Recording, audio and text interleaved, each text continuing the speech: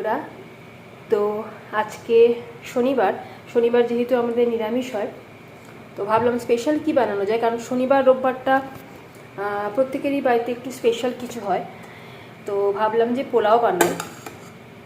তো এই যে পোলাও হয়ে গেছে। পোলাওয়ের সাথে আজকে আলুর দম করিনি, আজকে করেছি পনির দিয়ে একটা তরকারি, পনির আলু টমেটো দিয়ে সিম্পল একদম একটা তরকারি। কারণ পোলাওয়ের সাথে আলুর দমটাই বেশি খাওয়া হয়, আলুর দম বা চিকেন কষা।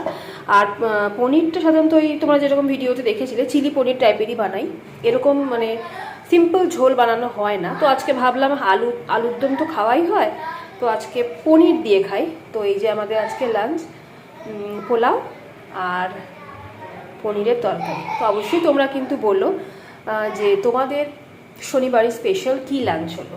তোমরা চটপট খেয়ে নি। যেটা দেখাতে ভুলে গেছি সেটা হচ্ছে শশা কাটা আছে, তো পিট নুন মাখানো আছে। তো এইটা ছাড়া তো লাঞ্চ ইনকমপ্লিট, কারণ শশা আমাদের সবারই খেতে খুব ভালো লাগে, আমার ছেলে তো খুবই পছন্দ করে। তো এই যে আমাদের আজকে বিশেষ লাঞ্চ, তো চটপট খেয়ে নিই।